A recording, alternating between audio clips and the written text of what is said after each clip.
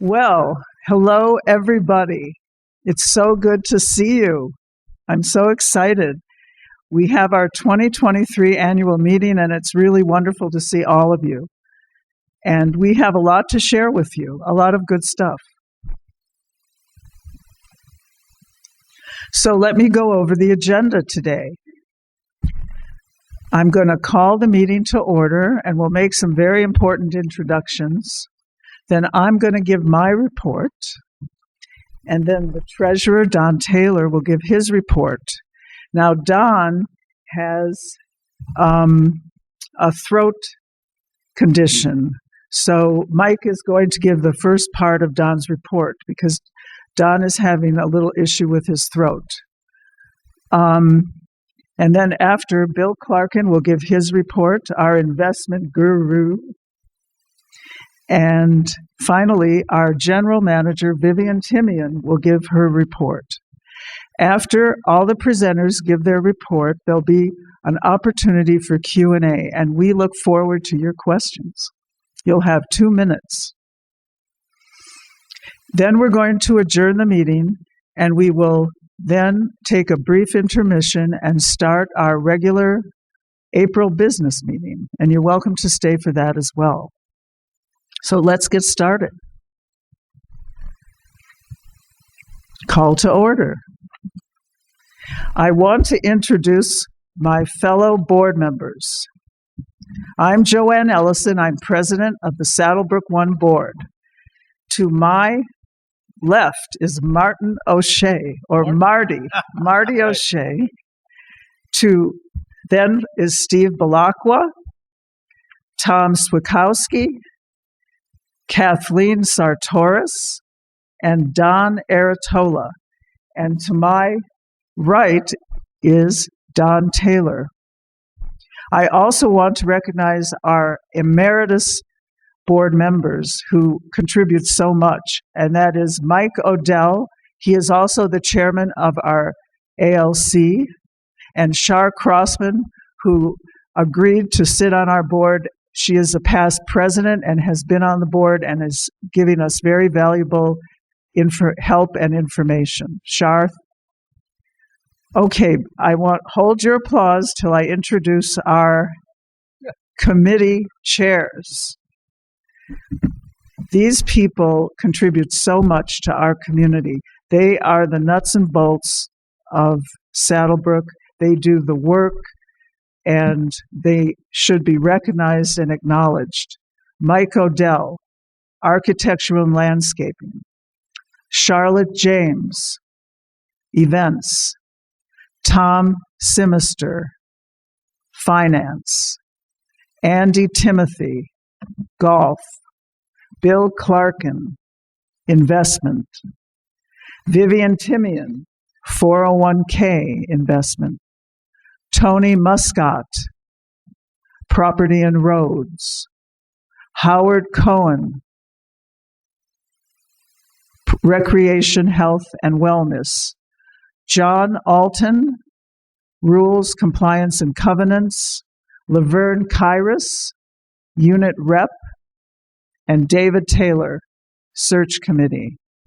And finally, I want to acknowledge David Lohendorf, who is the chair of the SaddleBrooke Public Affairs Commission. This is a joint organization with participation of both HOA 1 and HOA 2, and its mission is to gather information that is of value to the SaddleBrooke community at large. So now let's give them a hand. Thank you so much.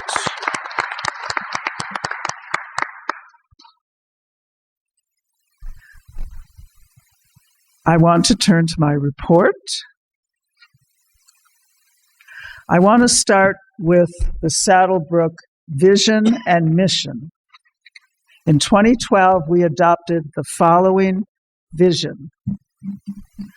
We want to be the active adult community of choice in Arizona.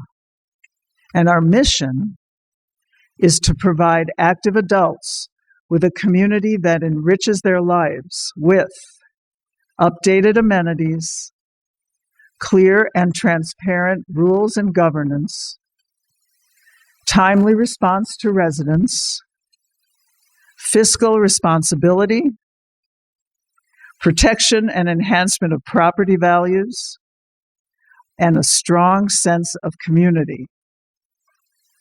Well, how are we doing?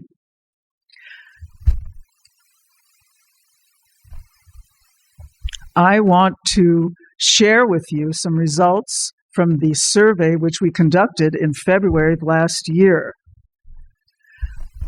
Now, we changed up the survey a little bit. Instead of sending one survey to all the households, we sent a survey to all the residents. There are 2,060 households and 3,500 residents. So we sent out the survey to the 3,500 residents, and we got about a 50% response rate. And here I want to share some responses. Let's look at what they said about the community. I feel safe at all times in SaddleBrooke. 94% would agree with that statement. There is a real sense of community here. 87% agree with that statement. Residents are satisfied by the current mix of amenities. 89% agree. Our current fees are reasonable. 85% agree. People respect their neighbors and obey the rules. 70% would agree with that statement. The ALC design guidelines and permit process are reasonable. 70% agreement. Let me share with you some feedback about the management team. This is a well-managed community. 90% agreement. Our finances are well-managed. 87% agreement. Our general manager, we are satisfied with our general manager and administrative staff. 87% agreement. Satisfaction with the upkeep of roads and facilities. 93% agreement. Upkeep and appearance of common and landscaped areas. 90% agreement. Now I want to share information about feedback on the board of directors.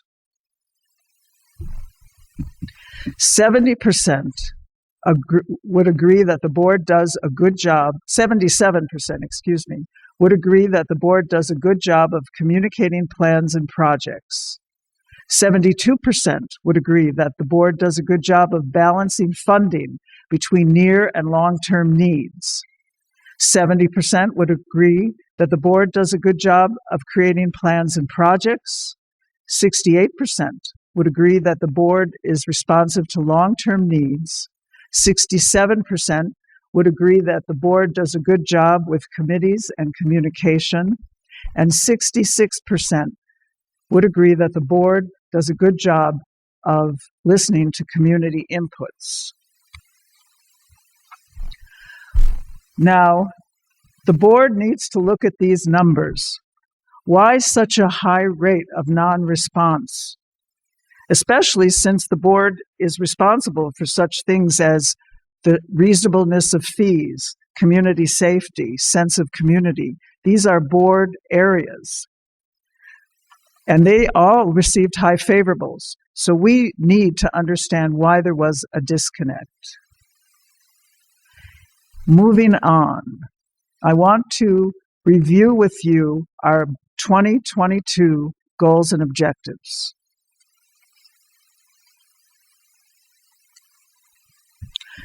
Our 2022 goals and objectives. Our first goal was to develop a strategic plan for the next 5 to 10 years. We incorporated inputs from all our committees and from the survey into our 10-year financial projections, which is our current strategic plan. Number two, we wanted to improve relations with HOA2, working on joint projects and commissions.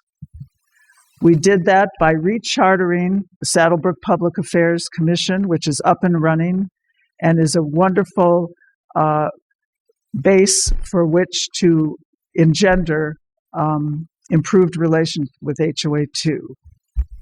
Just let me take a sip of water.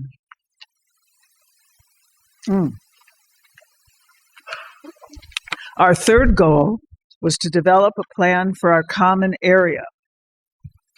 Properties and Roads was tasked with working with management to develop plans for Ridgeview and also the common areas around the clubhouse. These plans are ongoing and portions have been implemented. These tangible improvements include Lizzie the Lizard, which was a joint venture between the Property and Roads and the Pottery Club, which, by the way, is comprised of residents of both HOAs. The plant identification signs and the improvements that are now happening at the entrance to the clubhouse. We also, the board identified the goal of continuing the design of a new community center. These plans are ongoing, and the concept is now expanded into a recreation, fitness, and arts and crafts facility. And finally, the board wanted us to continue with our current and excellent relationship with our general manager and staff. And let me just assure you that our general manager and staff are the crown jewels of SaddleBrooke One.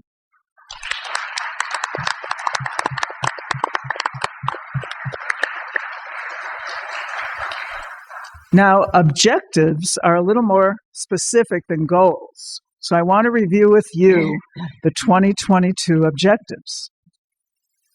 We wanted to meet the budget. It was done. We wanted to begin the Roadrunner Grill expansion. Done. We wanted to prioritize and return survey results to residents. We did that. We wanted to revise and update the ALC guidelines. Done. We wanted a plan to reduce turnover in the F&B department. That was done. We wanted to review our committee charters for updating and determine if the committee structure effectively met the needs of the board. We did that. And finally, we wanted to complete the rebuild of SaddleBrooke Holes 6 and 7. Check it off the list. Now, I want to turn to 2023. And for 2023, our board has identified 3 overarching goals, and we have linked specific objectives to each of those goals. Our first goal will be to maintain and improve the financial position of SaddleBrooke One, and the corresponding objective will be to achieve favorable results to the 2023 budget. Our second goal will be to ensure that the Replacement Reserve Fund and the Capital Improvement Fund are adequate, and the corresponding objective will be to approve a reserve study by an outside vendor to be conducted in 2023. And finally, our third goal will be to maintain and update our existing amenities in accordance with our 10-year planning projections. The corresponding objectives to that will be to provide all necessary support to management for the Roadrunner Grill project as presented to the residents to be completed in the fall of 2023. And the other objective will be to continue planning for the renovation of the recreation, arts, fitness, arts and crafts facility. In conclusion, 95% of those taking the survey agreed that the board should maintain its current vision. That is to be the active adult community of choice in Arizona, and its mission is to provide active adults with a community that enriches their lives with updated amenities, clear and transparent rules and governance, timely response to residents, fiscal responsibility, protection and enhancement of property values, and a strong sense of community. And we will work this year to work that mission and vision. Thank you. And I'm going to turn it over to Don and Mike. Leslie's going to handle the logistics.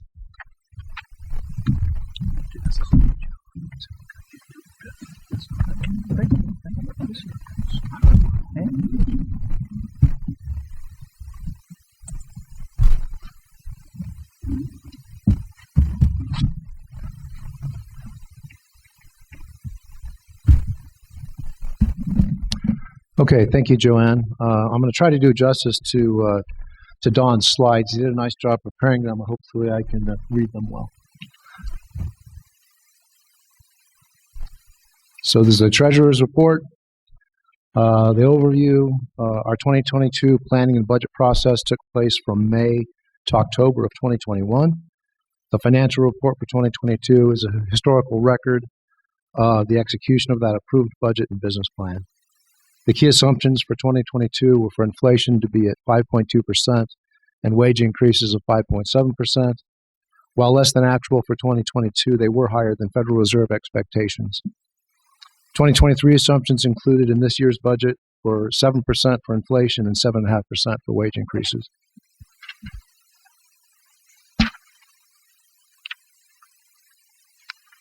State of finance, we've had multiple years of improved performance.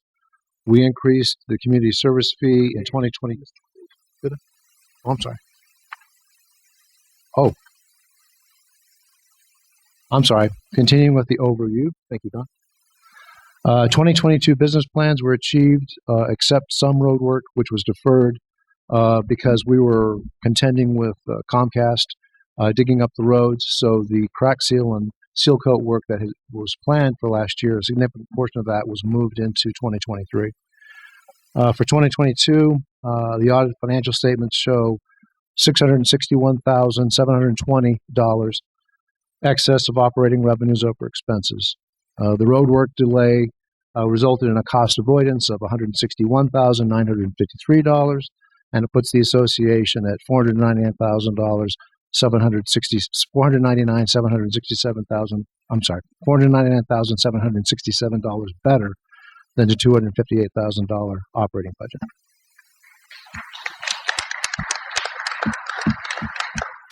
Now, state of finance. We've had multiple years of continued improved performance. We increased the community service fee in 2022 and 2023 to reflect increases in the cost of operations, mainly resulting from state mandates on minimum wages, as well as inflation in general. Our operating cash balances remain strong. Our replacement reserve funding goal is met for the foreseeable future in terms of our planning. Our capital improvement fund balance is adequate to cover the identified amenity improvements. Investments are positioned well to hedge against inflation. Golf and food and beverage are demonstrating continuous financial improvement over board guidance. We've had a clean opinion now for several years on our audited financial statements by Beach Fleischman, our outside auditors. Financial challenges. We continue to see supply chain delays. This is significant pretty much all the way across the board. Golf in particular has had several delays that have put things behind schedule. But overall, we've dealt with supply chain delays since the outset of COVID pretty much. We've got staffing shortages, inflation, and minimum wage legislation, which are the major challenges there. Right. Next slide.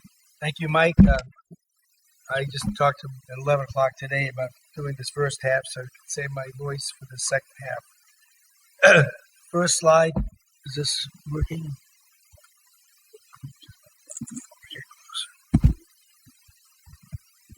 The first slide shows the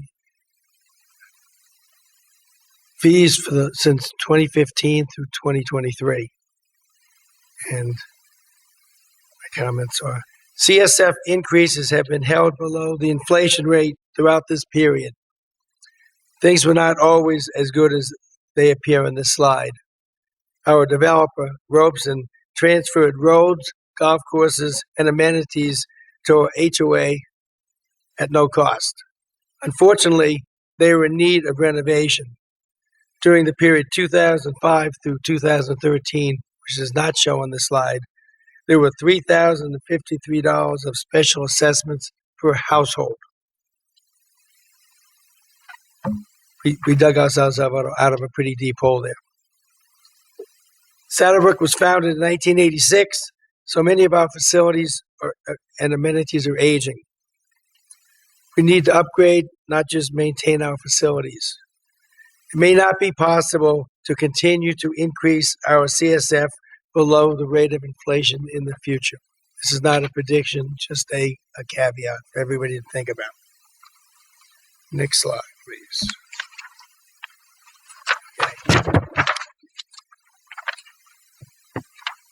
This slide has the sources of our cash. The bulk of it is from the homeowner fee, also known as the CSF. Home resales are also a significant amount of revenue every year.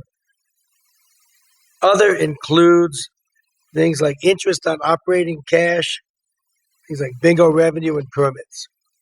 Next slide.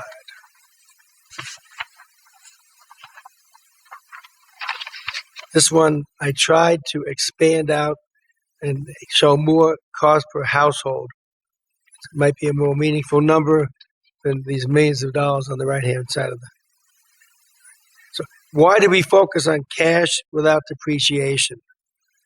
In management accounting, we look at cash flow because that's what our managers can control. Depreciation is expenses that were incurred in the past and not responsible. We cannot be responsible for this year. You had no say in it, and you can't do much about it. This slide shows per household cost of our non-revenue producing amenities. So on the top left and right, we have amenities and services. This is how much of your homeowner's fees go to each of these different amenities. Food and beverage net cash outflow of $171,000 translates into $83 per household. So that's basically our subsidy so we can run our restaurants. And it's almost impossible to run restaurants here and make a profit. We don't do multiple seatings at dinner. We're a long way away from where we were. We also have a very fluctuating winter versus summer business. While golf is a source of cash, which was shown in the previous slide, it has substantial replacement reserve expenditures to maintain the course and make changes to improve its playability. If we were to take the $400,000 of operating profit and subtract the CIF expenditures of $9,000 and the road replacement reserve expenditures of $605,000, which I'll show in the next two slides, we got a negative cash flow of $214,000, which translates into $104 per household. This is my perspective on our golf subsidy. People can come up with it other ways, but this is the way I look at it. Next slide. Capital improvement funding for 2022 was $90,847, which is $44 per household. Capital spending varies a lot from year to year. 2022 was a very quiet year. 2023 with the Roadrunner Grill renovation will be quite different. Next page. This is the replacement reserve, which is a major expenditure in SaddleBrooke. Maintaining our facilities, it takes a big chunk of our fees. Last year we had spent $1,524,000, which is $740 per household. Next slide. This chart is somewhat hard to understand. The top number, the blue numbers, are how much we have in replacement fund cash at the end of the year. The middle number in red is our required minimum target. Back about 15 years ago or so, the board came up with a methodology of requiring a minimum of $2 million plus inflation, and that's what that number is. We never want to go below that. And the third number in yellow is the capital improvement fund cash. The number is going to go down a lot in 2023 because $1 million of that cash is going to the Roadrunner Grill project. Next slide. Okay. We have $30 million in assets, but roads were not capitalized when we first took over because we did not build them and we did not pay for them. Therefore, they're not part of the $30 million. However, we must maintain them. Replacement costs are about $10 million. So in reality, we have an additional $10 million beyond this balance sheet of assets to maintain. In summary, I believe that this HOA is well managed and we're in strong financial health. And we'll take questions at the end of the presentations. Thanks.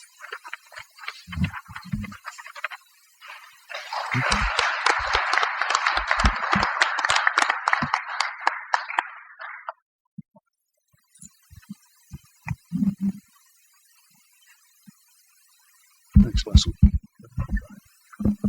I got it. Thank you, Don. Mike. Okay. Welcome. I guess I'm here each year. I'm happy to be here and report on how we've done. It has been, not to get too far ahead of it, but it has been a difficult 2 or 3 years. But we have come through it, I think, reasonably well. First, I want to recognize a number of people. First of all, the committee has more or less stayed the same over the last several years. But first, I want to recognize my wife, who puts up with all my nonsense, so I appreciate her. And the committee, which is more or less the same as it's been for the last 9 or 10 years, want to recognize first Leslie, who puts up with me and kind of keeps track of me. And we are divided between what I would view as the investment side. That would be myself, Mike Bodiger, Craig McPherson, and Vivian, Mike Schreiber, and Don Taylor, the accounting side. Now, for the last, I think it's 5 years, Marty has been on the committee and has been invaluable in what he's done. So I appreciate what he has done over those years. Mike Schreiber has to put up with a lot of my questions and petitions, but he has done an invaluable job. On the investment side, what I strive for, and maybe some would disagree, is disagreement within the committee. And Craig McPherson is out there, and I want to particularly thank him for the disagreements that he and I have, because I think we end up with better decisions. Now, the three of us, Mike, myself, and Craig, kind of grew up in the business about the same time, late 70s, early 80s. So our background has been one that has been primarily focused, not primarily, but in great part monetary policy, because we grew up in the Volcker era when a lot of monetary policy was focused upon. Being from Chicago, I have to listen to Milton Friedman because he seems to espouse that, and he was from the University of Chicago, although he then moved out to a little school on the West Coast called Stanford. So, but that is kind of the basics of how we get to our decisions. We have the accounting, which is where all of our meetings start, and then we move to the investments to try and figure out what we want to do. The investment strategy will flow not only from the objectives, but from the forecasts that come from the board and come from Vivian and Mike as to what are the accounting needs going to be. And importantly, and in the past, I've talked about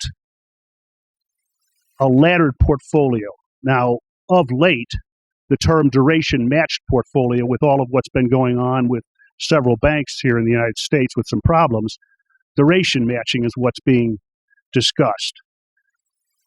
I'll get into it a little later, but let me assure everyone in the room that we actually have a well-matched portfolio where the assets and the liabilities match so that we don't have a circumstance where we have to even sell a security. In 10 years, we've never sold a security. We've been able to match the needs of the corporation, of the association, whenever we've needed those. Now, I said I used to call it a laddered portfolio. About 3 years ago, 2.5 years ago, we started to shorten the maturity when COVID hit, because what happened was rates dropped precipitously, and I'll talk about that in a few minutes. At that point in time, we continued to shorten the portfolio, which meant that we had a lot of cash available for whatever we wanted to, and the judgment of the committee was that inflation was going to continue. Each of us comes at this from a different direction. I'd like to think that we promote disagreement so that we end up with better decisions at the end of the day. Now, the fixed income markets that we operate in are primarily in the treasuries and the CD market. The CDs are what we are allowed to use, and nothing beyond CDs. I know there are some folks that have argued that we should use bonds and things like that, but we use CDs, and we do not exceed $250,000, and the reason for that is that's the FDIC insurance level. There are no investments in your portfolio, no CDs that exceed $250,000. We're allowed to buy all the treasuries that we want, T-bills, T-bonds, etc. Those we can buy as much as we want because they're full faith in the U.S. government. We used to have a $247,000 limit on what we did. As we'll see in a few moments, rates have been trending up towards 5% in the assets that we're investing. I talked to Mike a couple of weeks ago or a month ago, and we have actually lowered that investment to $235,000 because when we're getting 5%, and we are getting 5% on some of our investments, when we're getting 5%, we wanted to leave enough room for the asset and the accrued interest not to exceed $250,000. So your portfolio is still fully protected. So what happened in 2020, 2022? Well, we started with the portfolio or interest rates up in the 2-4% range, maybe not 4. And what happened was COVID hit and rates dropped precipitously. There was a period of time in 2020 that the only thing that was available to us was 5 basis points. A 0.05 is what we were facing. 0.10 sometimes. In other words, rates of return were very, very bad in that period of time. In 2020 and 2021, we were shortening our maturity. In other words, we were not extending anything out. There was agreement in the committee that inflation was going to be with us for a while. Each of us grew up in the 80s. I'm sure pretty much everybody in this room remembers 10-12% mortgage rates when you had to make a mortgage for a house. Well, we were looking at an extended period of time that inflation would take to unwind in this cycle. It wasn't until approximately mid-2022, first quarter, second quarter 2022, that rates started to move up again. And we began by still continuing to shorten the rates. There were arguments in the committee as to when we should start lengthening out our maturities. Now, keep in mind, there's approximately $10 or $11 million at any point in time on the balance sheet. And we were beginning to assemble those dollars in very short maturities, 30 days, 60 days, 90 days. There was also an offering that we were given. It's called Cedars. It's offered by CIT. Mike, who had done an excellent job of keeping up his relationship with Manny, Mike came to us and said, Manny at CIT has this investment. We took a look at it. It's a CD underlying product, and it's a little complicated in the structure. Mike really enjoyed keeping track of them because we demanded of CIT that we had matching investments that were under $250,000. And it was a complicated maturity schedule also, 30, 90, 180, and 1 year. We had to divide it into 4 tranches. So they were very complicated to keep track of. But at the outset, we were getting 90 basis points because CIT wanted the assets because they had other uses for it. As long as we were getting matched assets, we were happy with that. We didn't, as long as we did not violate our rule of $250,000, we were pleased about that. Then, so we made 2 pivots. We made a pivot in 2020 where we kept on keeping the maturities shorter and shorter and shorter. And then in 2022, approximately the first quarter, we started to discuss whether or not we were going to have an opportunity to invest. Now, keep in mind, you'll see that rates were beginning to rise to about 2%. So we started looking at the strategy of whether or not we should start to lengthen out some of these things. Now, through Marty and now and through Mike and now Don, we knew how much money, or at least how much money was forecasted that we were going to need for the reserves and the CIF. Vivian, I have to say, is always arguing with me as to how much we need each month because she even knows how many payrolls we have each month. So we have to make sure that we're matching all of that.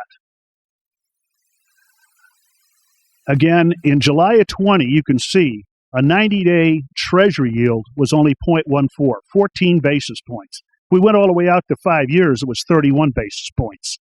By the way, my source on this is Schwab. I happen to use Schwab. So my source is Schwab. We use Schwab here as well. In November of 20, they were beginning to improve. You can see that in 22, in mid-year, this is when we started to look at whether or not we were going to lengthen out. Rates were beginning to rise, and we were starting to now lay off some money in the 1.5 year range because we were getting 3%. That looked like a lot of money at that point in time.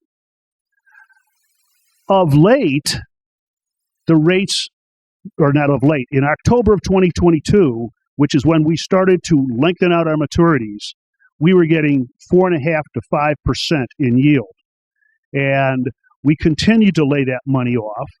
And at this point in time, the rates are above, I looked at them this morning, are above 5% for maturities between 90 and 1.5 years. So the money we're laying off right now is still in that 5% range. So your portfolio is earning over 5% on new money that we're investing. In addition, we have matched all of the maturities. Now, there was a disagreement last year, Craig will remember this, when we took a look at whether or not we should continue to hold the money a little bit shorter in advance of rates going higher yet. To be fair, I was on the side of wanting to hold the rates a little higher. Craig said, what if we're wrong? What if rates do go higher or do go lower from here? So we decided to split the difference and start to lengthen out on the maturity. It was a wise decision. We have been able to get 5% on all new money that we're putting to work right now.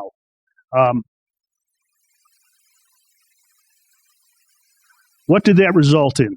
Okay, going back to 2012, some of you may remember, we were making very little money, $7,000 back in 2012.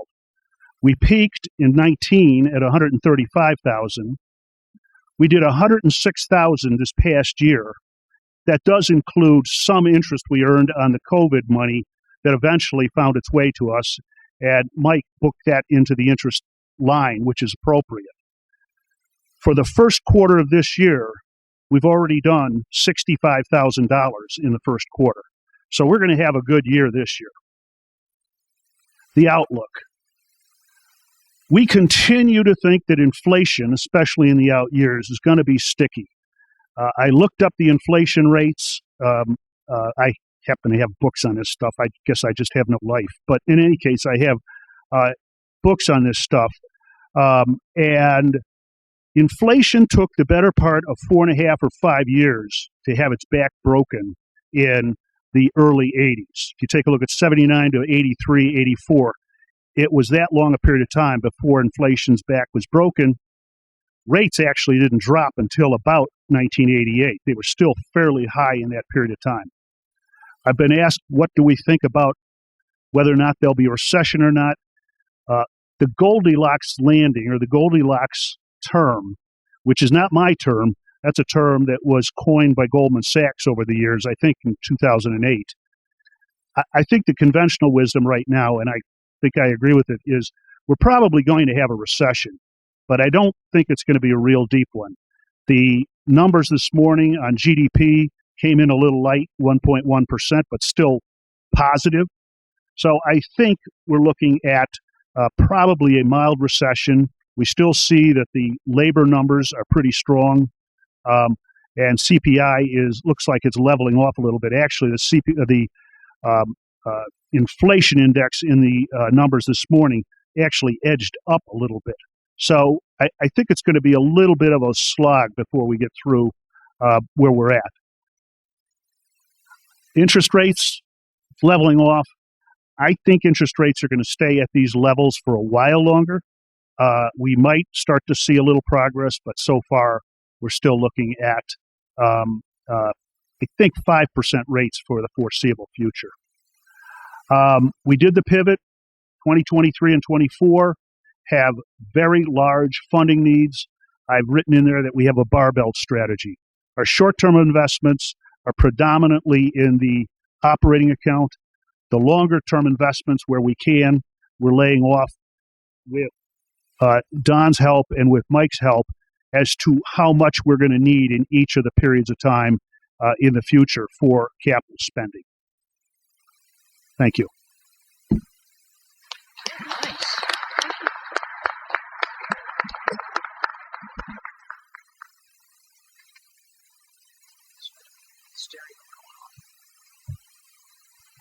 Thank you.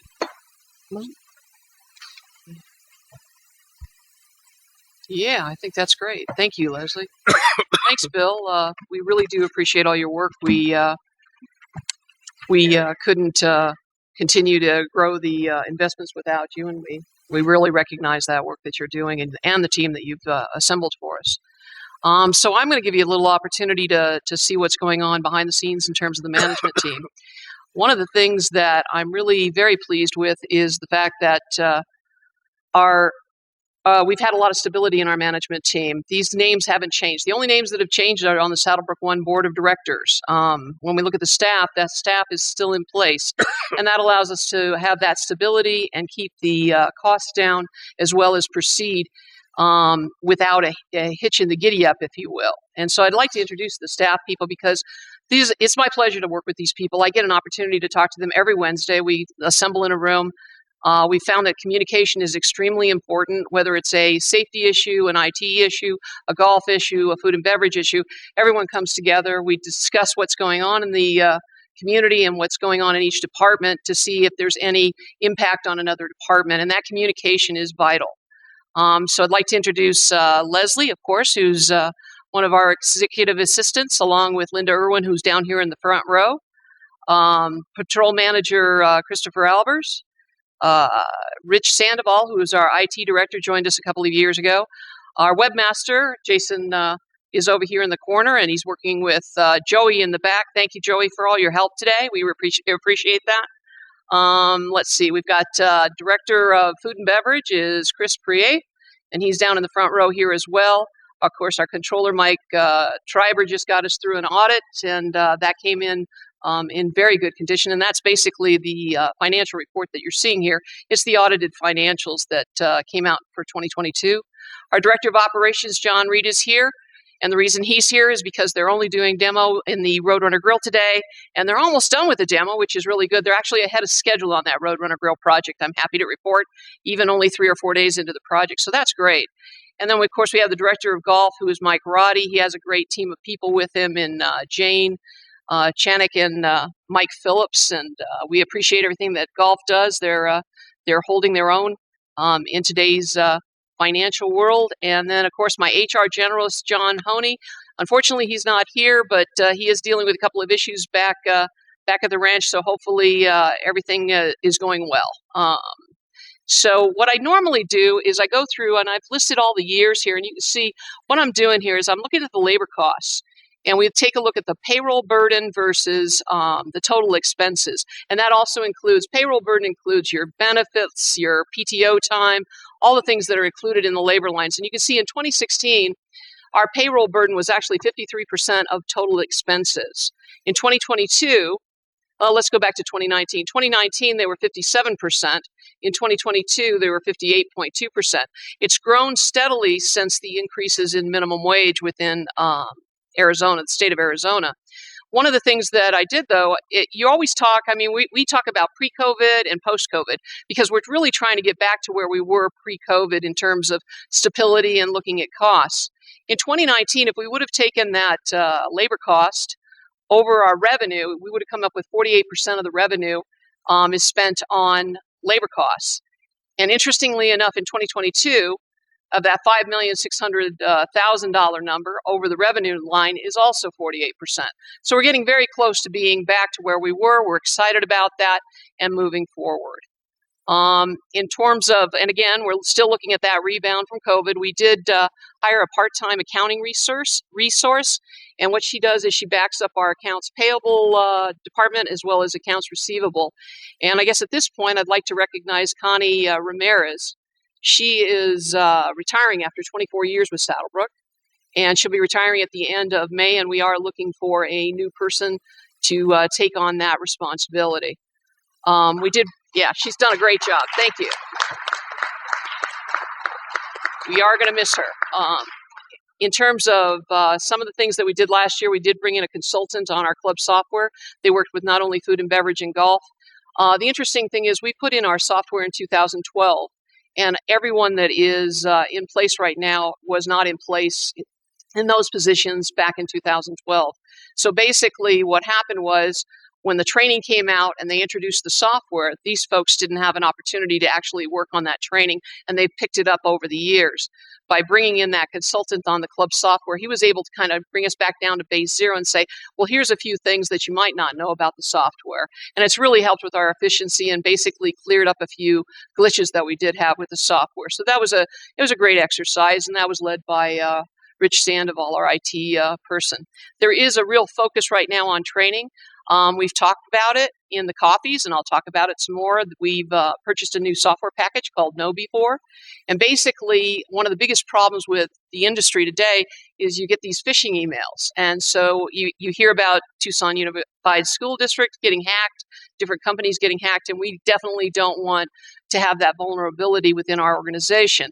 And Rich has brought in this software specifically to train our employees on identifying what a phishing email is and what an actual email is.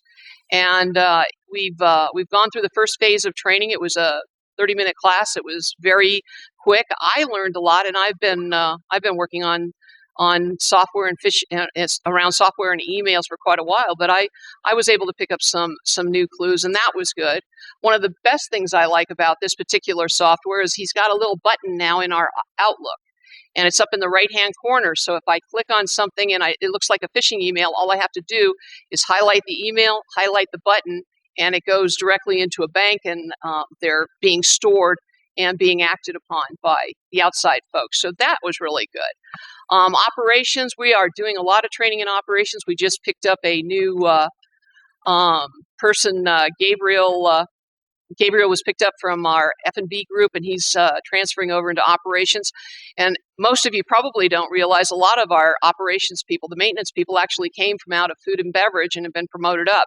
Our manager that is in our maintenance department, Manny Parra, actually started out here at SaddleBrooke as a dishwasher. So we've picked those people up. John has worked with them and brought them into the fold, basically giving them an opportunity to do HVAC information, as well as electrical, as well as plumbing, and just really getting that from the bottom floor on up. And it's been great for great for our staff because it allows that upward mobility, but also great for us because there's a real pride and ownership in those employees that have been here and started out in that kind of position. In terms of admin spending, I'm really pleased to say that I actually had a drop in admin spending last year.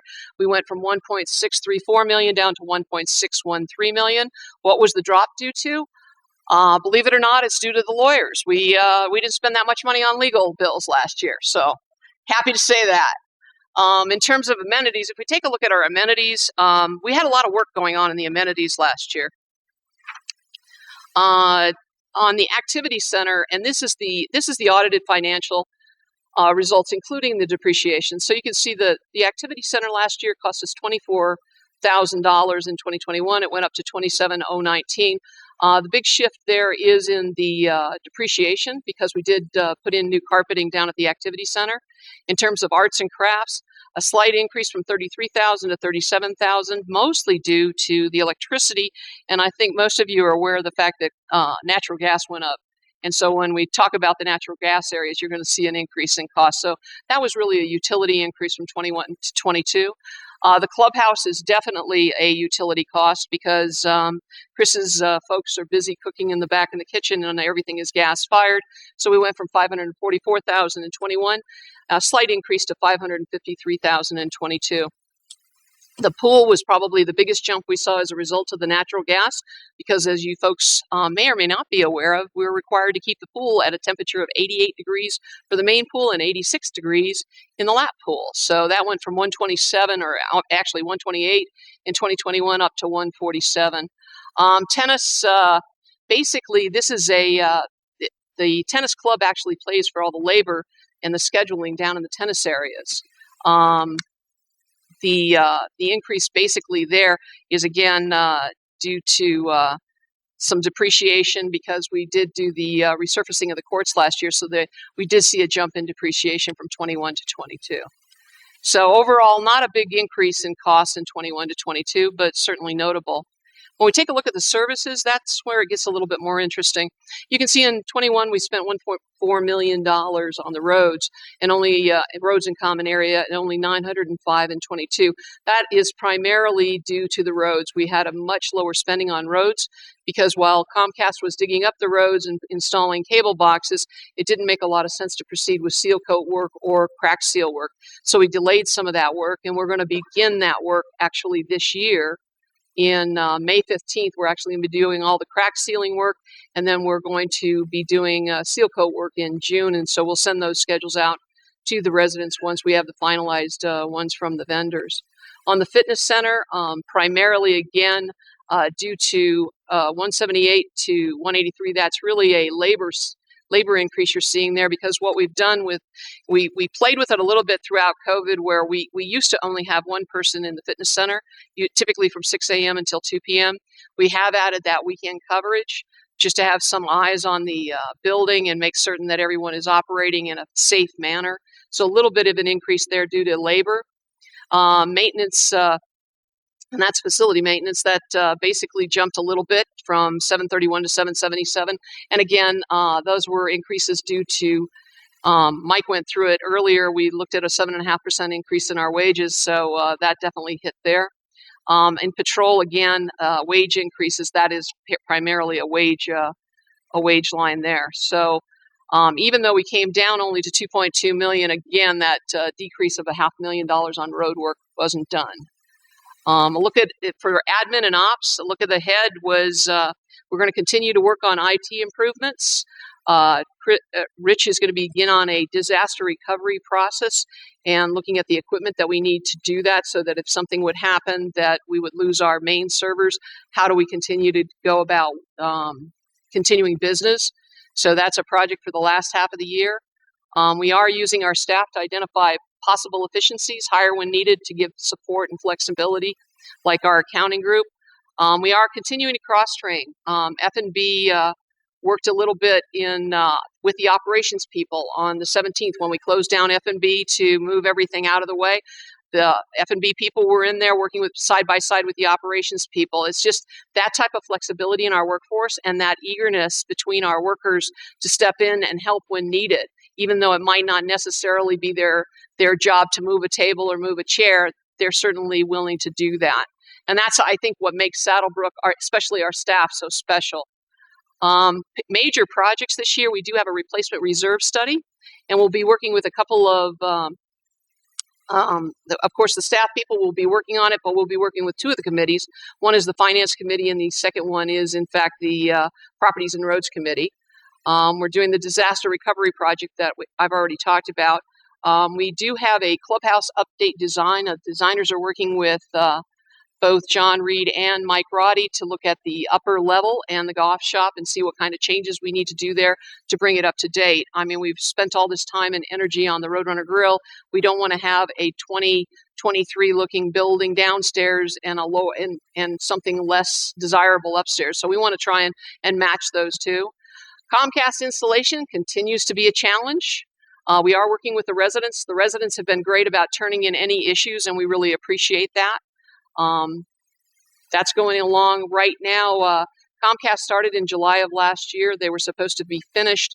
The original contract date was in September of 2022. That didn't happen, obviously. We're looking at potentially, we've talked with the Comcast folks. They originally said that they thought that they would be finished by September of this year.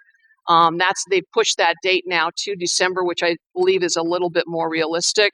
We'll be starting the next phase in June, and that'll be including units 18, 19, unit 12, and then the last unit, the last area to get installation will be unit 21.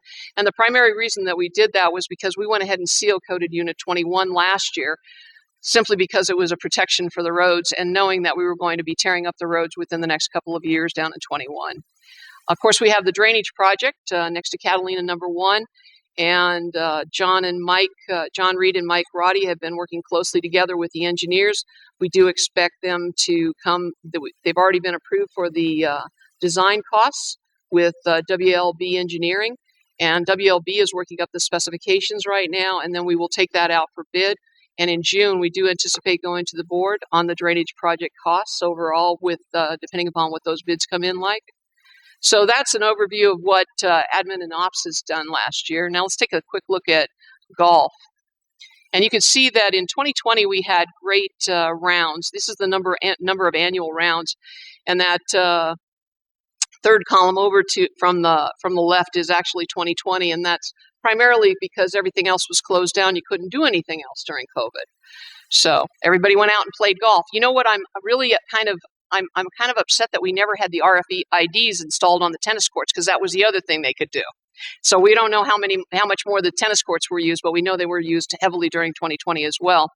You can see that although the rounds have come down a little bit, they're still well ahead of the post or the pre-COVID days, which is good, which means that we are seeing that increase in golf participation.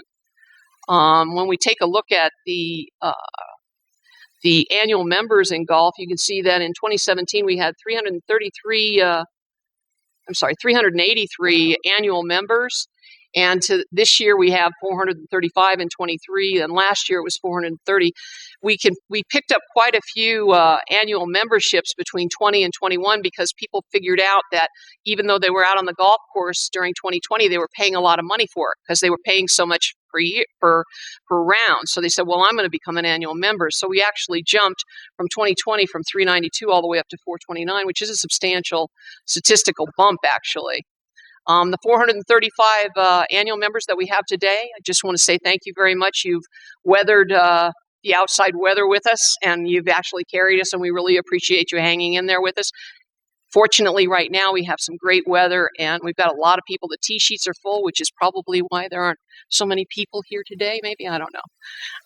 But things are looking good in golf at this point. If we take a look at, there we go.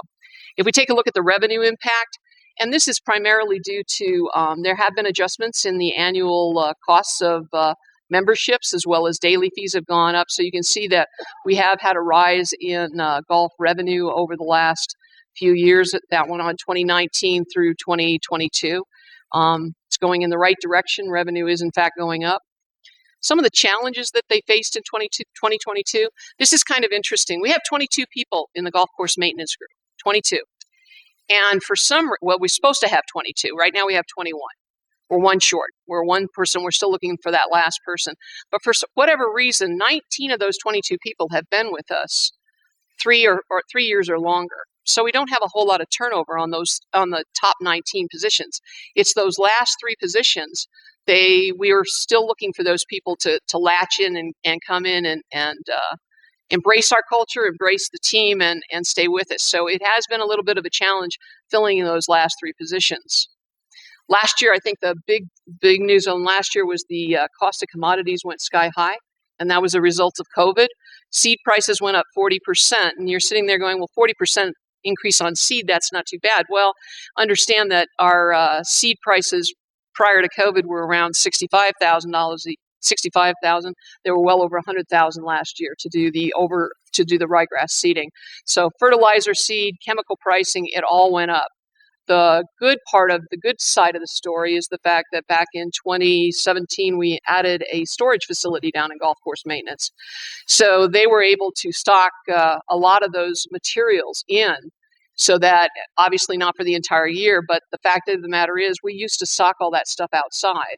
And so you lose some of it, maybe to weather, maybe to animals coming in, but we were losing some. Now we put it in a building, it's all safe and sound, so we're getting 100% of whatever we're buying. It's been a while to get there, but I think that was a major improvement in our golf course maintenance group. And the last thing, we talked about the monsoons. Rain is good for the grass. There is cleanup that has to be done, though, and that can be, from a labor standpoint, very expensive. So those are some of the challenges that we saw in golf. And let's take a look at the bottom line. 2019, we had a revenue of $2.6 million.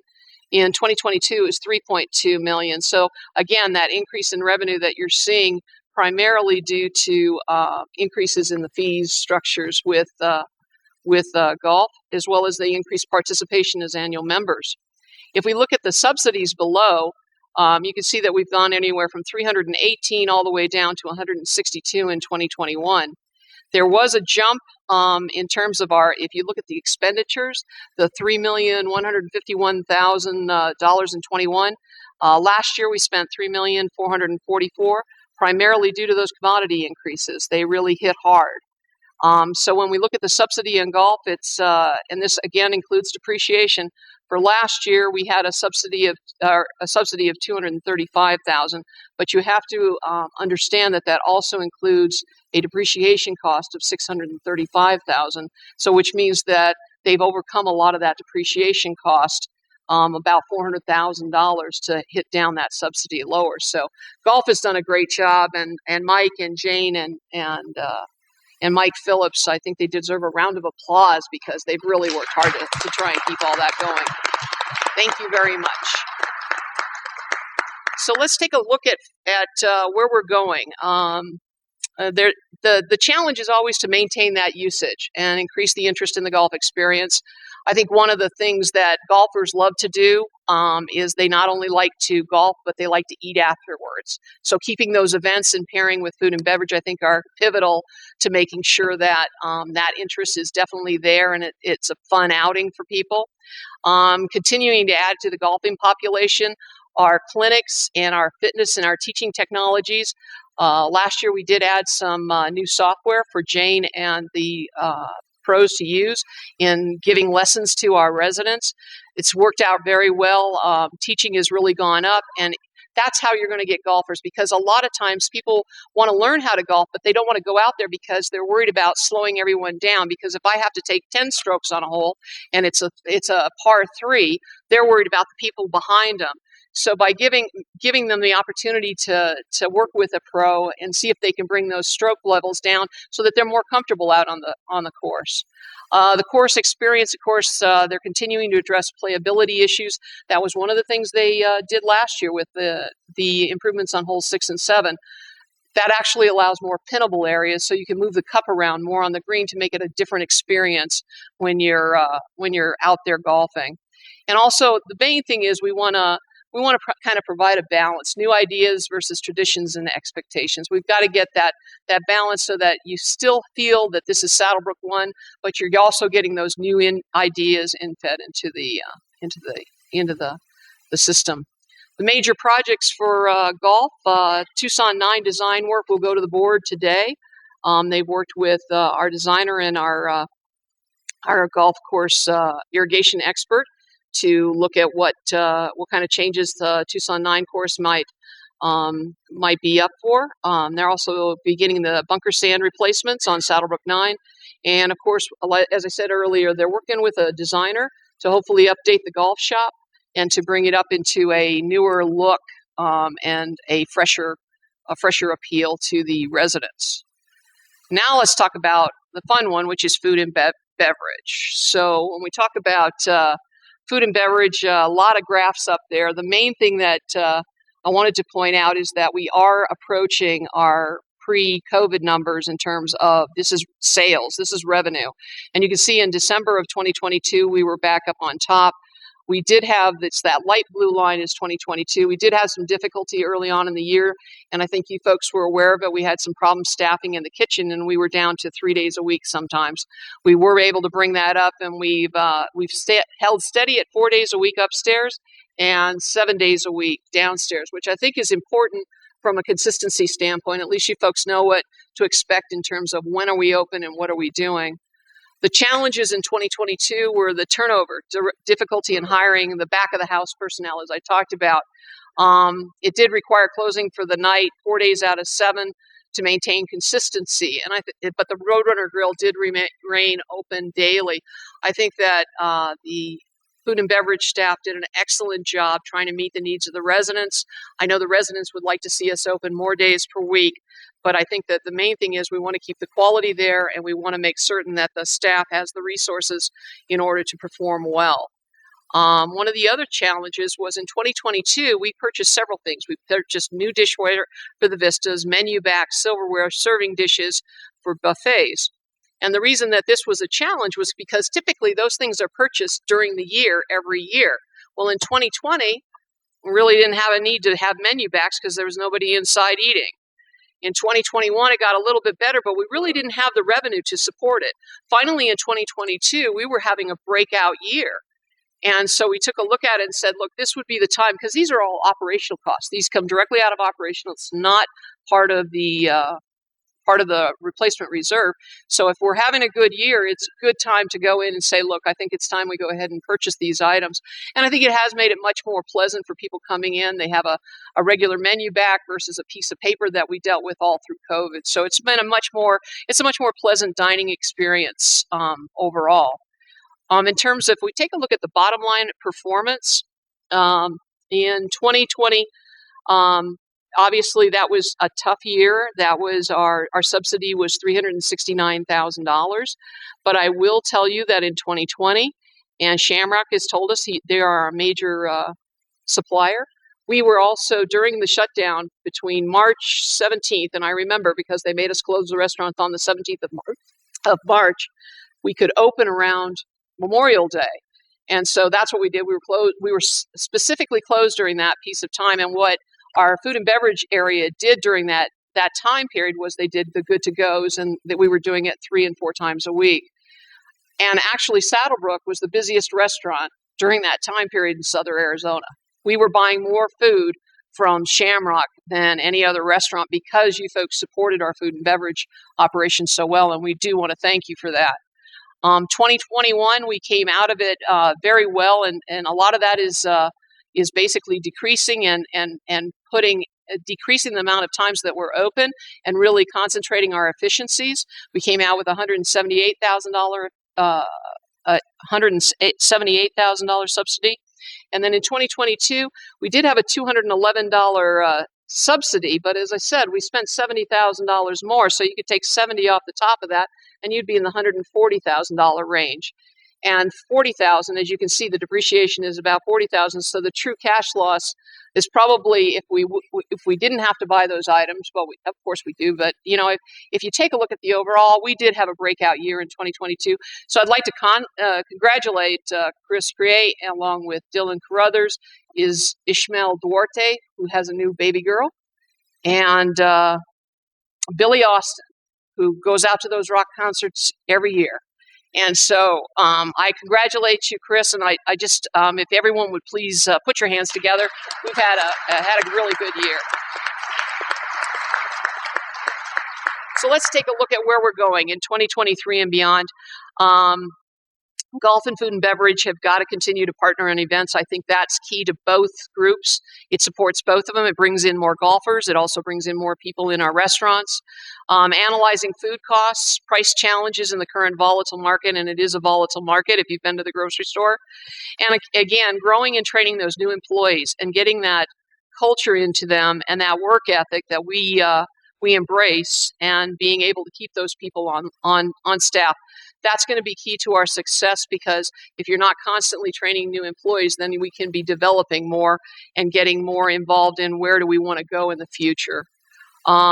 Major F&B projects, and obviously this is not just a food and beverage project, it's also an operations project. The Roadrunner Grill renovation, as I said, John's heading that up, but also with a lot of input from Chris in terms of what exactly he's looking for in order to make his department very efficient. And that project's ahead of schedule, like I said. So we're really pleased with that. We do have the front of the house furniture for the Agave, and they are reviewing some opportunities there of what we can do in the Agave Lounge. And then the upper level renovation design concepts, again, working with that designer and identifying exactly what we want. So I think that concludes my area. I appreciate your time, and I'm going to throw it back to Joanne. Thank you. There you go.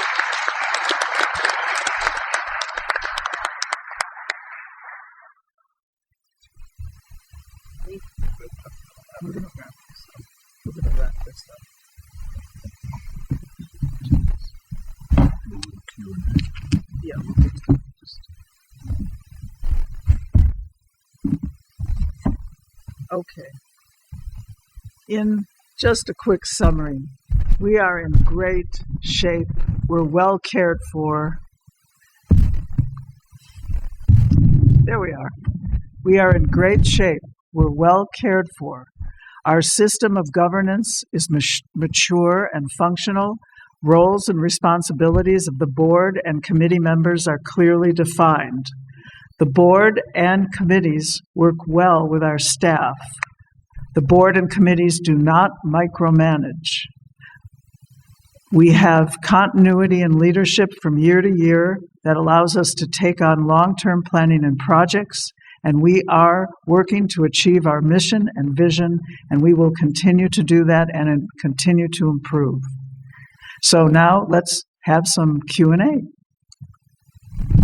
Now, please come to the microphone and please state your first and last name, unit, and lot number.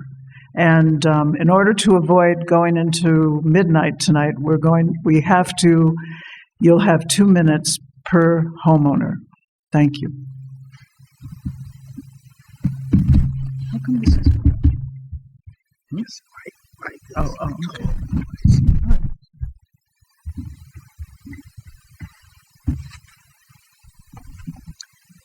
Fran Berman, Unit 5, Lot 28. I'm very impressed with the time and effort that you've all put into it. Those financials are very impressive. I'm wondering, though, how does that relate to me?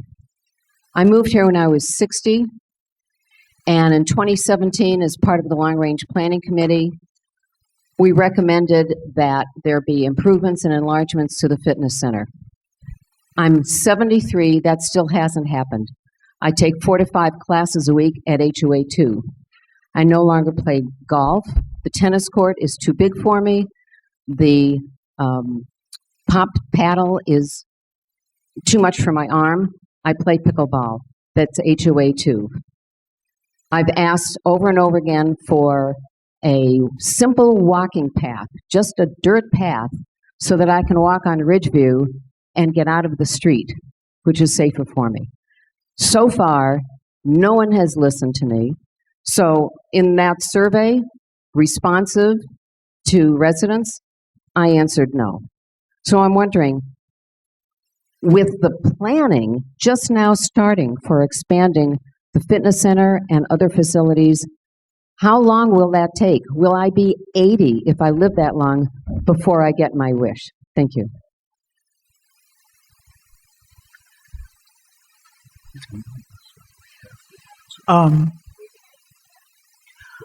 Well, first of all, Fran, you feel that, just to recap what you're saying, you feel that the fitness center, you feel that the amenities are not adequate to your needs. Is that correct?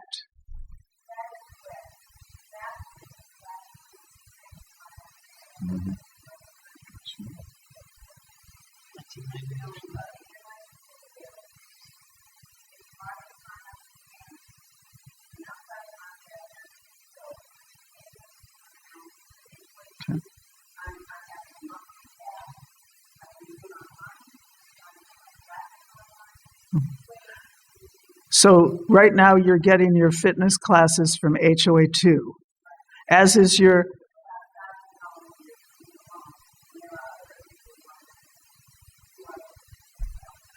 As is under the reciprocal use agreement, residents from both HOAs are entitled to use the amenities of both HOAs. So you have found what you need in terms of fitness at HOA2, and I do commend you for that. And a lot of the issues that you raised we're aware of, and it is going into the planning for the new center. And a lot of, we all want things, and we are working as best we can to accommodate people. So thank you for your comments.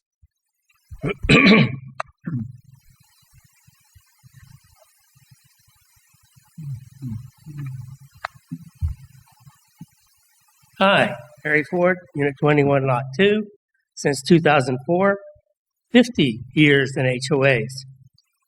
It is well documented that SaddleBrooke, both HOAs, are not accomplishing the vision of the active adult community of choice in Arizona and mission of protection and enhancement of property values, which is my litmus test. As demonstrated with a precipitous fall in 55 plus places in my January 26, 23 schedule of comparative property values. For the year ended 12/31/22, the 10-point lower increase is costing you $47,000 or nearly $100 million in paper property losses. The 2023 U.S. 55 plus ratings have no sign of SaddleBrooke. Robeson Ranch in Eloy, Arizona is in the top 10, as well as Sunsery West, with 26.3 million of reserves versus 3.5 million in SaddleBrooke 1 with no inflation. In my 50 years at HOAs, the 12/15/22 decision to decommission the LRPC in executive session is the worst decision I have seen an HOA 1 board make. 4 months later, no LRP. Our competitors are moving forward. We don't have a high-quality LRP. Did you do high-quality third-party LRP plans and competitive analysis when you were in business to stay as the leader in your field of business? I did in Fortune 100 companies.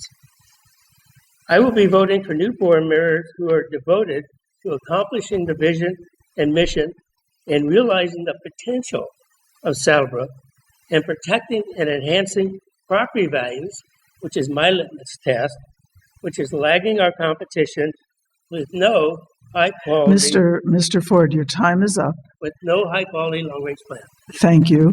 And just to summarize what you are trying to convey, it appears that you feel that we are not achieving our mission and vision, and that we are a poorly managed community, and that we do not stack up to other communities. Is that what you're saying? I didn't say you were poorly managed. I say you don't stack up to other communities. Homeowners are willing to pay a lot more Okay. to get into other Okay. HOAs which have better And, amenities. okay, so you feel than that, Saddlebrook One. okay, so you feel homeowners are willing to pay more for something better. Is that correct? Correct. Okay, thank you. We'll take that under advisement. Anyone else? Hi. Can you please state your name? I'm Bob Bellamy. I live in Unit 6, Lot 91. Thank you. I don't know. First of all, I would like to say I served on 2 homeowner association committees, one in Southern California and one in Indiana. I take my hat off to you that serve. Thank you so very much. As I said, we've lived here 7 years now, and I think I'm just about to stop the bleeding. So I know what you're going through, and thank you. My issue is walking. And my wife and I are dog walkers. We're out at like 5:45 in the morning, a little bit after 6 in the evening. And when I look, and I hate to show this, but when I look at the results of the traffic survey, I wonder where patrol is. We take our life in our own hands, sometimes crossing the streets, and there's nobody out there to stop the traffic, to slow down the traffic. The workers that come in are the worst. And I would just ask that we get some more patrol on the streets. I don't see the radar guns anymore. I don't see the vehicles parked on the street corners. And we would just like better protection when we're out walking. Thank you. Okay, thank you. I don't think I need to comment. I think your point is clear, and we'll certainly look into that. Any other people that would like to come up to the microphone?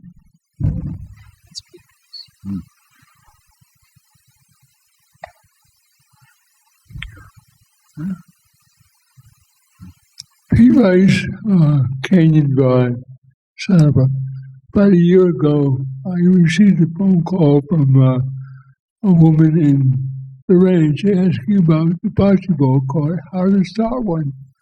Since then, the ranch has a beautiful bocce court, completely new, with a shed to keep the bocce ball courts in, that's locked. People have a key. Our bocce court is probably, it came here in 1992 when HOA 1 was began, and it hasn't been fixed since, a little bit. About 6 months ago, HOA 1 helped me to put up a new scoreboard, which we did. But I've also heard that there were plans of moving the whole bocce court.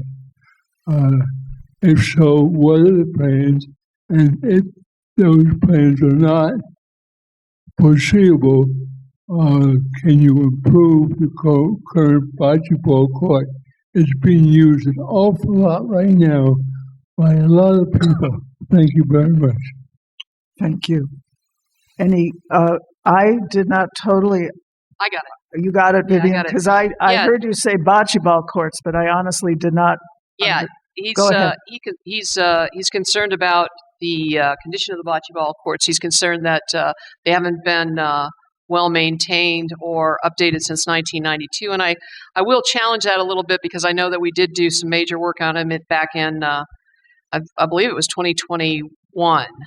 But I will get with our maintenance team and we can take a look at where we're at with the bocce ball courts. I understand there is some issues with how the ball floats down the pathway. So we will take a closer look at that and make certain that they are brought up to what our residents are expecting.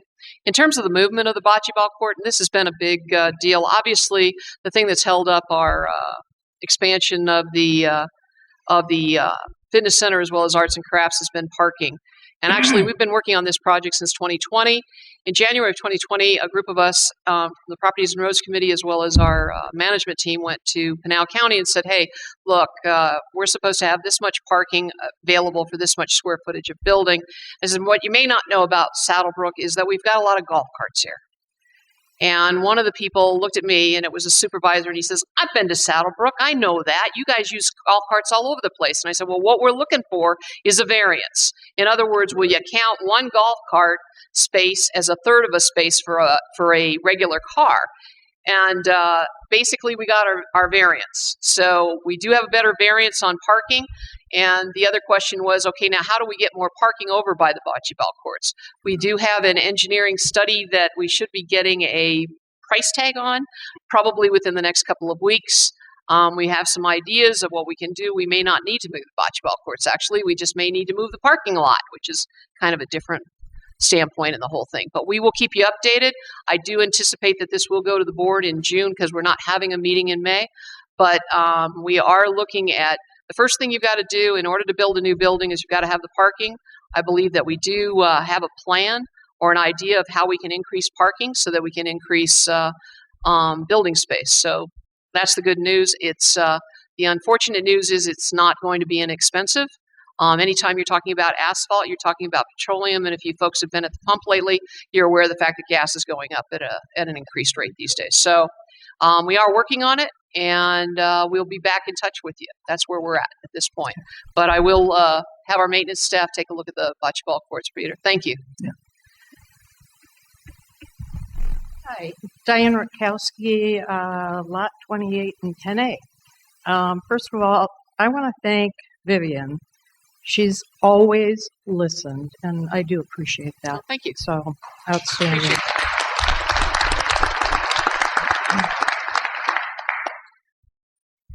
With regards to the survey, I think the comment section is really important for those that take the time to actually write a comment.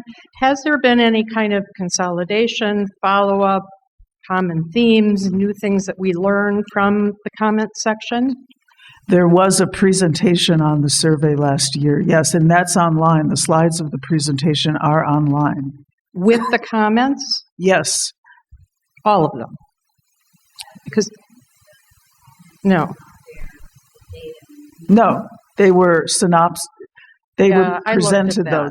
There was a town hall presentation on the survey results. I looked at that, Yep. but I'm looking for themes or anything that seemed to come up over and over again. Was there anything like that?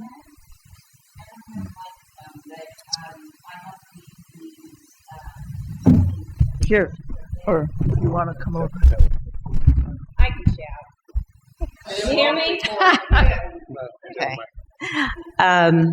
Thank you very much for the question. Yes, there are a great deal of comments. In fact, I was very impressed not only with developing the survey, but having some open-ended space or whatever on the computer survey. And we did get a lot of comments, and we did group them. And also, there's only one or two slides that sort of get to that on that presentation, but it did show, what are the top things that people commented on. And a couple people mentioned walking paths, and that's one that had a lot of comments. So, we did not share each one verbatim, but there are some themes with that that had been provided to the last board. So, I would certainly like to see that go into, someone mentioned long-range planning. We currently are not doing a far-out long-range plan right now, but I think those are the kind of things that we did the survey for. So, we will look at that again. But I'm happy personally because I did the survey. There's wasn't a perfect survey. They rarely are. But we definitely do have more comments. And there's one slide that shows the top 4 that I can share with you as well. Okay. Thank you, Kathleen. Anybody else? Yes. I'm Mario Quello, Unit 2, Lot 120. I'd like to have the board explain why what I saw as one of the best commissions that the board gave to a committee, and that was the Strategic Planning Committee, okay? And it was shut down by the board. That was a piece of work that took so much effort and supplied so much information to this community. And it was done with participation from HOA 2 and 1 together. And yet it's gone. How do you plan ahead if you don't have a strategic plan? And in that plan, you need to anticipate. And anticipation gets changed as time goes by. And you have to change your plan accordingly and let the homeowners know in your presentations. But nobody said anything about why that committee was shut down.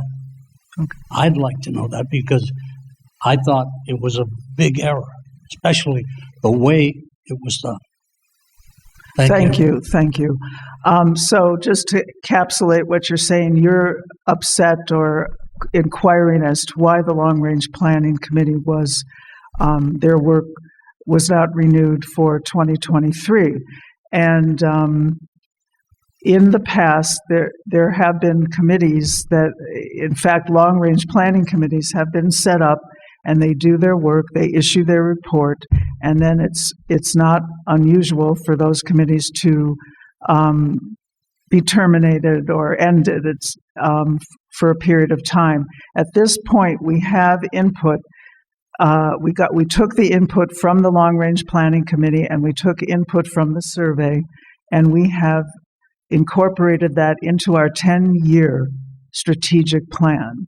So we are conducting strategic planning. And at this time, the board feels that that strategic planning needs to come through the board. Now, there may be a time in the future where a long-range planning committee will be recommissioned.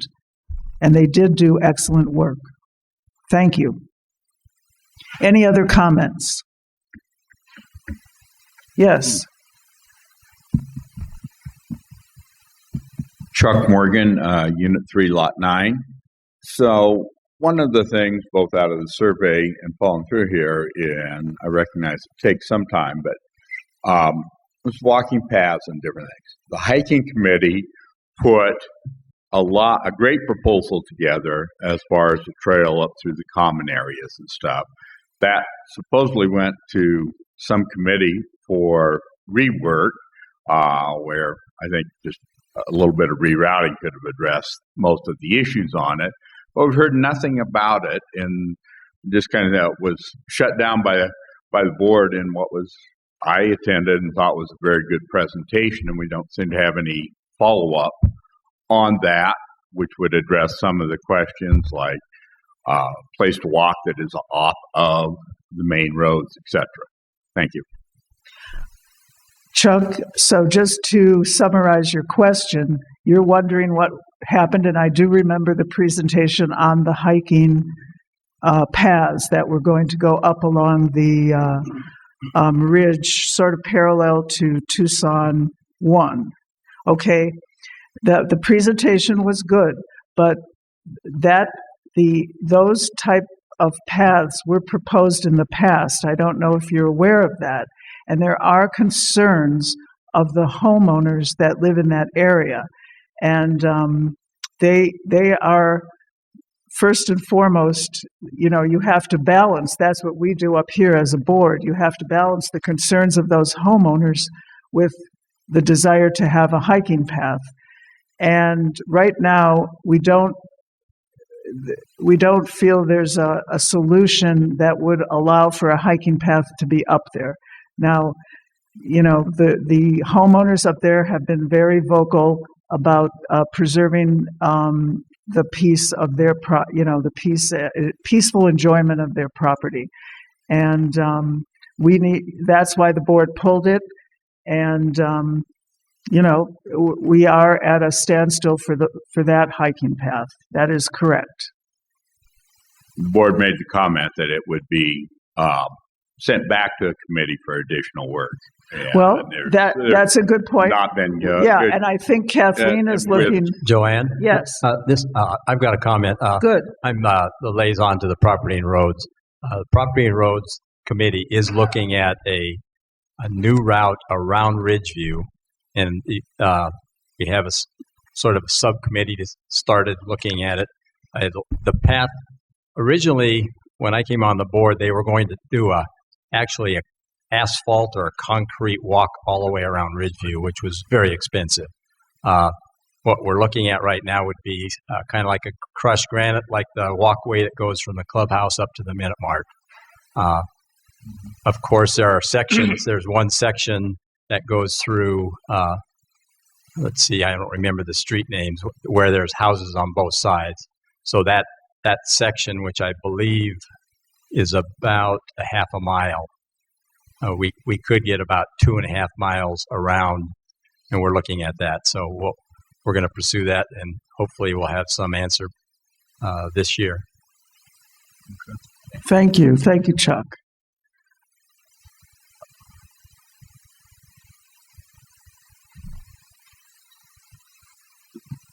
Hi there. I'm Sharon Walker, Unit 3S, and I don't know my. Okay, that's okay, I Sharon. think it might be 21. I wish we but could I'm get not you a sure. stool or something. Yeah, I know. I'll just do it. be like a rock star. Do a rock star thing. Recently, I've been talking to Vivian and some other people in our area about curb appeal.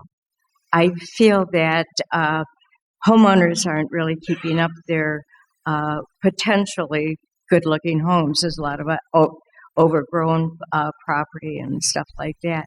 But my main concern right now is the electrical boxes along Ridgeview. They're falling apart. They're leaning over on the side. I just think that we need to upgrade them somehow, paint them, clean them up, and make them more attractive. Because I feel that a lot of real estate people bring clients out here, and it really isn't very attractive when you're looking at all of that stuff. And I also think that Comcast did a terrible job with putting in the pillars that they put in. Some of them are leaning, they've got electrical outlets coming out of them. And the old electrical boxes that are in front of some homes need to be cleaned up as well. I just started thinking about this because I do a lot of walking, and I just think that curb appeal is really important to our community. That's all I wanted to say, and hopefully maybe we can get some kind of an incentive going for residents to do something about it. Thank you, Sharon. Thank you. Your comments are noted. Anybody else?